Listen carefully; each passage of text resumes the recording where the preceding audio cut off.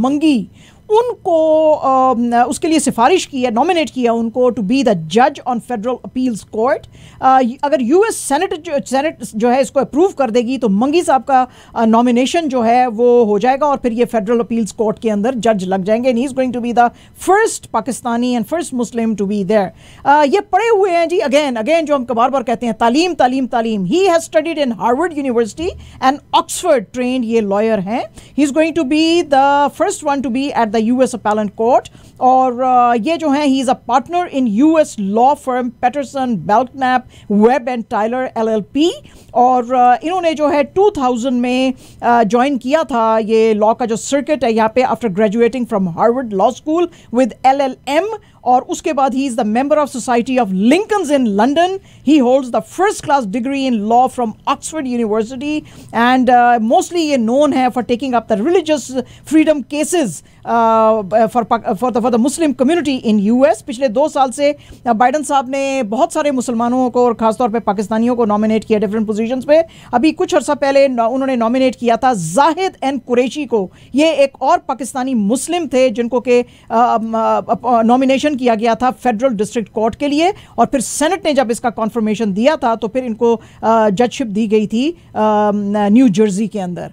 तो good news for Pakistan. इससे पहले भी, कुछ दिन पहले भी हमने आपको बताया नहीं कि पाकिस्तान की एक जो टीचर हैं उनको हाईएस्ट अवार्ड मिला है टीचिंग के लिए भी। तो पाकिस्तानी पीपल आर डूइंग माशाल्लाह वेरी वेरी वेल।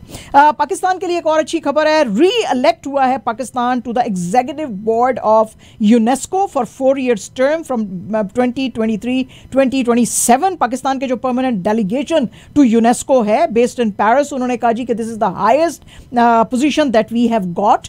और उन्होंने थैंक किया, जो बोर्ड है उसने थैंक किया, वो जो डेलीगेशन है उसने पाकिस्तान के जो एग्जीक्यूटिव बोर्ड है ऑफ यूनेस्को, उन्होंने थैंक किया इनको। उन्होंने कहा जी कि आप हमारे ऊपर जो है वो भरोसा करते हैं और हम अपने शेयर्ड जो ऑब्जेक्टिव्स हैं उनको कंटिन्यू रखेंगे। And we will promote intellectual moral solidarity of mankind, advance global peace. ये जो परमानेंट पाकिस्तान का डेलीगेशन है टू यूनेस्को, इन्होंने ये भी कहा जी कि हम जो और भी जो दुनिया के अंदर चैलेंजेस हैं एजुकेशन के फील्ड के अंदर खासतौर पे, उसके ऊपर हम काम करते रहेंगे। नवाज शरीफ साहब जो हैं वो आज लाहौर में chamber of commerce and industry में बात कर रहे थे और अपनी सक्सेसफुल पॉलिसीज जब वो प्राइम मिनिस्टर थे उसके ऊपर बात कर रहे थे।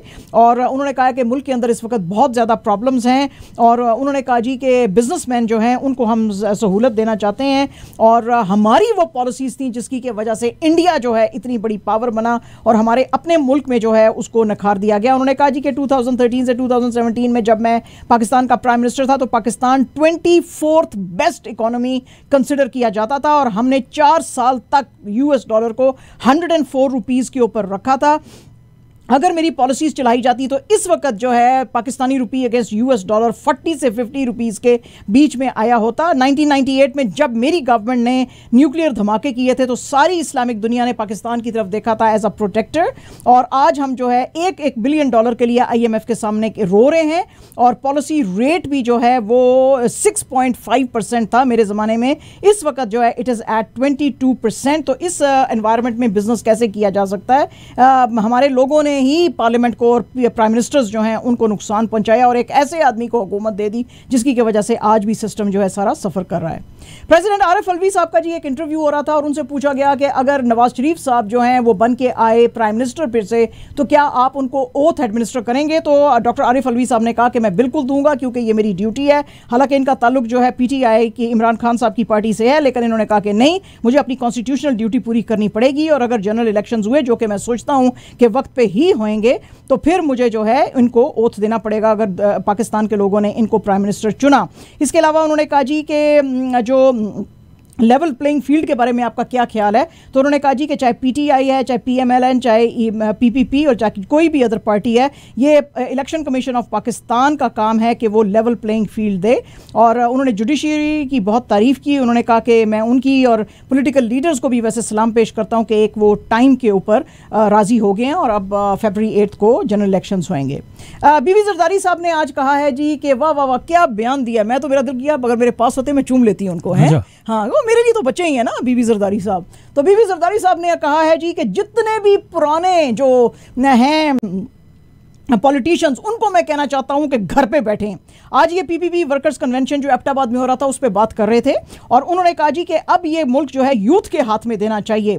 तो मैं जो है, और मैं तो पब्लिक की तरफ देखूंगा और मैं पब्लिक को बोलता हूं कि मैं आपका लाडला बनना चाहता हूं। यानी सब लोग जो है इमरान खान को लाडला बोलते हैं ना, तो उन्होंने कहा कि नहीं, अब मैं आपका लाडला बनना चाहता हूं। तो अगर आप पीपीपी को और मुझे सिलेक्ट करेंगे तो मैं आपके लिए दिन रात काम करूंगा, मैं आपको डिसअपॉइंट नहीं करूंगा।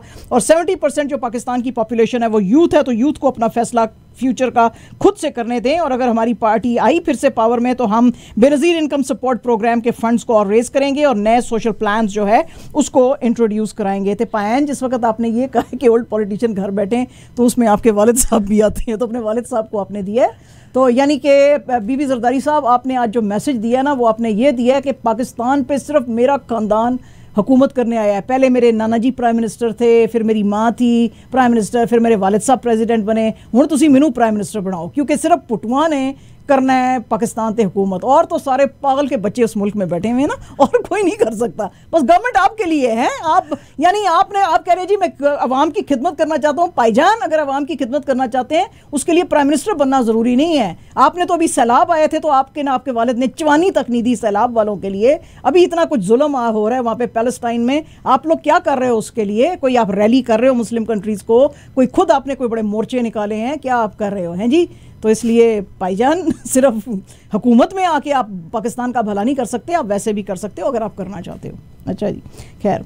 अच्छा जी, रॉयटर्स की आज एक खबर है और वो कह रहे हैं कि इंडिया का जो मर्चेंटाइज ट्रेड डेफिसिट है वो बहुत ज़्यादा बढ़ गया है और ये जो गैप है वो 31.46 बिलियन यूएस डॉलर्स को लास्ट मंथ टच कर रहा था, जो कि मच हायर है जो इकोनॉमिस्ट जो है एक्सपेक्ट कर रहे थे। इकोनॉमिस्ट एक्सपेक्ट कर रहे थे 20.50 बिलियन, लेकिन ये उससे बहुत ऊपर चला गया। वो कहते हैं जी इंपोर्ट्स जो हैं वो भी ऊपर चली गई हैं 65.03% कंपेयर्ड विद एक्सपोर्ट्स 31.60 सिर्फ हमारी जो एक्सपोर्ट्स रही हैं, और इंपोर्ट्स जो थी 57.91 बिलियन थी लास्ट ईयर अक्टूबर के अंदर। ये है according to the government data जो आज सारा छपा है रॉयटर्स ने। वो कहते हैं जी इसकी वजह गोल्ड के इंपोर्ट्स भी हैं जो कि 95% ऊपर के, खासतौर पे इस ज़माने में जबकि ये फेस्टिव सीजन चल रहा था, और उसकी वजह से ये ट्रेड डेफिसिट जो है इंडिया का बहुत ज़्यादा बढ़ गया है।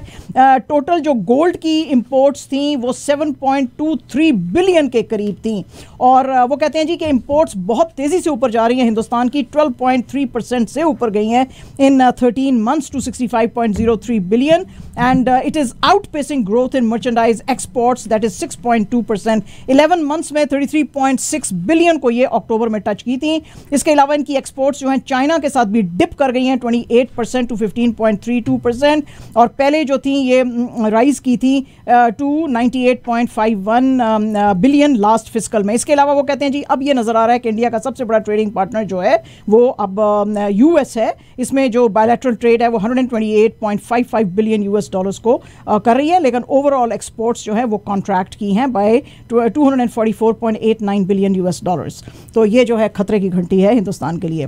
हिंदुस्तान के अंदर आज जो एकेडमिशियंस और एक्सपर्ट्स हैं, ह्यूमन राइट्स एक्टिविस्ट हैं, वो बेतहाशा गुस्से में हैं। वो कहते हैं जी कि हमारे जो सारे के सारे बड़े बड़े चैनल्स हैं वो सिर्फ गाजा दिखा रहे हैं, सिर्फ वो दिखा रहे हैं कि और दुनिया में कहाँ पे जुल्म हो रहा है, लेकिन जो 40 लोग उत्तराखंड के टनल के अंदर फंसे हुए हैं उनके बारे में कोई भी बात नहीं कर रहे हैं। हमारे हिंदी के चैनल मोदी जी की तारीफ़ें कर रहे हैं, कर्म योग मोदी और योगी आदित्यनाथ यूपी के जो चीफ मिनिस्टर हैं वो वाले योगी, और अयोध्या का राम मंदिर और मोदी जी की तारीफ़ें, और जो कुछ ये हो रहा है यहाँ पे बाकी की स्टेट्स में बड़े बड़े काम जो क्लेम कर रहा है मोदी जी की गवर्नमेंट की हम कर रहे हैं, और बार बार एडवर्टीजमेंट्स भी जो चल रहे हैं अब की बार बीजेपी सरकार, ये सब कुछ चल रहा है, और ज्वेलरी और clothes and shampoos and soaps and eateries, लेकिन कोई भी इन गरीब 40 माइनर्स जो हैं उनके बारे में नहीं सोच रहा है। वो कहते हैं जी ये जो हर खबर, ये जो बहुत बड़ा चैनल है और उसके पास टाइम भी बहुत है, उसमें प्राइम टाइम के अंदर टैरो कार्ड रीडर्स और फॉर्चून टेलर्स जो हैं वो बैठे हुए हैं,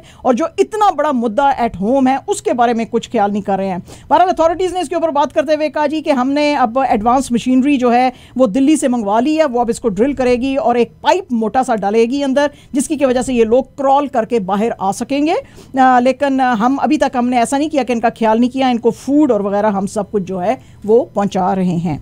जो कैटरीना कैफ और विजय सतुपति, बहुत बड़े जो साउथ के स्टार हैं, उनकी जो फिल्म आने वाली थी मैरी क्रिसमस, वो फिर से एक दफ़ा जो है डिले कर दी गई है और अब कहा गया है नई डेट जो आई है वो जनवरी 12 है नेक्स्ट ईयर में। हालांकि लोग सोच रहे थे कि नाम मैरी क्रिसमस है तो क्रिसमस के पास आएगी, लेकिन ये बहुत ज़्यादा फिल्मों के साथ क्लैश कर रही थी, जैसे कि सिद्धार्थ मल्होत्रा की योद्धा आ रही थी December 8 को और उसके बाद फिर December 1 को रणवीर कपूर की एनिमल आ रही थी। तो उन्होंने सोचा कि अब इस महीने में रहने देते हैं और जनवरी में, क्योंकि लोग जो हैं बड़ा देर से इसका इंतज़ार कर रहे हैं, तो उसमें आएगी। एक जो लेटेस्ट एपिसोड हुई है कॉफ़ी विद करण, जिसमें कि आपको नज़र आए थे करीना कपूर और आलिया भट्ट, उसके अंदर आलिया भट्ट से ये क्वेश्चन करण जौहर ने फिर से पूछा। उन्होंने कहा कि आपके हस्बैंड के बारे में लोगों ने बहुत कहा कि वो बड़े टॉक्सिक हैं, क्योंकि एक इन्होंने बड़ी सिंप्लिसिटी में कहती हैं, मैंने बात की थी कि मेरा हस्बैंड जो है रणवीर कपूर, वो कहता है कि तुम लिपस्टिक मत लगाया करो और मैं जब भी लगाती हूँ मुझे कहता है साफ कर दो, लेकिन कहती है कि मुझे एक्सप्लेन करने की ज़रूरत थी क्योंकि वो कहता था कि तुम्हारा जो लिप्स का ओरिजिनल कलर है वो ही खूबसूरत है। तो वो कहती हैं लोग बात का बतंगड़ बना देते हैं, चीज़ों को आउट ऑफ कॉन्टेक्स्ट ले लेते हैं और फिर आर्टिकल्स बड़े बड़े इन्होंने लिखे। मैं तो वैसे खामोश थी, लेकिन अब मुझे सामने आके ये कहना पड़ेगा क्योंकि रणवीर का जो सौभाग्य है, यानी कि जो उसका स्वभाव है, जो उसका तरीकाकार है, वो बिल्कुल इसकी ऑपोजिट है। वो बिल्कुल टॉक्सिक नहीं है, क्योंकि उसको टॉक्सिक कहा गया था सारे सोशल मीडिया पे भी और आर्टिकल्स में भी। उसने कहा वो टॉक्सिक नहीं है, वो बिल्कुल उसके ऑपोजिट है। He is a very very sweet and kind hearted person. और आज जनाब थी धमाके खेज किस्म की वर्ल्ड कप की सेकंड सेमीफाइनल और बहुत सारे लोगों को हार्ट अटैक आया होगा, क्योंकि किसी को लग रहा था ऑस्ट्रेलिया जीतेगा, किसी को लग रहा था साउथ अफ्रीका जीतेगा और किसी को लग रहा था ऑस्ट्रेलिया जीतेगा। जो गुरुजी ने भविष्यवाणी की थी आपको पता ही है ना, तो ऑस्ट्रेलिया ने वही हुआ जो गुरुजी ने कहा। तो ऑस्ट्रेलिया ने आज हराया साउथ अफ्रीका को 3 विकेट से और इन्होंने बनाए थे 215 रन्स। साउथ अफ्रीका ने टॉस जीता था, दे चोज टू बैट और जो ऑस्ट्रेलिया है उसने ये बना लिए जो हैं रन्स 47.2 ओवर्स में और 16 बॉल्स जो थे अभी रहते थे। सॉरी, साउथ अफ्रीका ने बनाए थे 212 ये जो मैच हो रहा था ईडन गार्डन्स कोलकाता में, उसके जवाब में ऑस्ट्रेलिया ने 215 फॉर 7 बनाए, 16 बॉल्स टू स्पेयर। और ये जो है काफ़ी इनकी बुरी हालत रही साउथ अफ्रीका की। इनकी जो 3 विकेट्स थी वो जल्दी गिर गई, जिसमें कि एक क्विंटन डी कॉक भी थे, फिर रासी, फिर हेनरिक क्लासन और मिलर जो है वो 12वें ओवर। तो 12वें ओवर तक जो है इनकी काफ़ी बुरी हालत थी और 14वें ओवर में पहुँचते पहुँचते तो देवर 44 फॉर 4।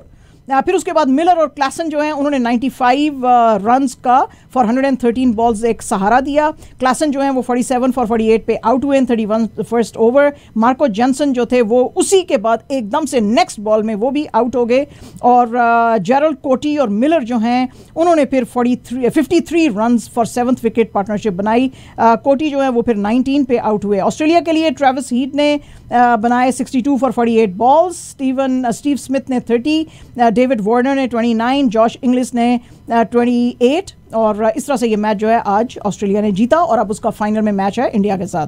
कनाडा जो है जी अंडर 17 का जो वर्ल्ड कप है फीफा का, उसके अंदर से वो निकल चुका है क्योंकि उसको माली ने 5-1 से हराया इन 3rd स्ट्रेट लॉस। ये जो था इनका ऑस्ट्रेलिया का कनाडा का।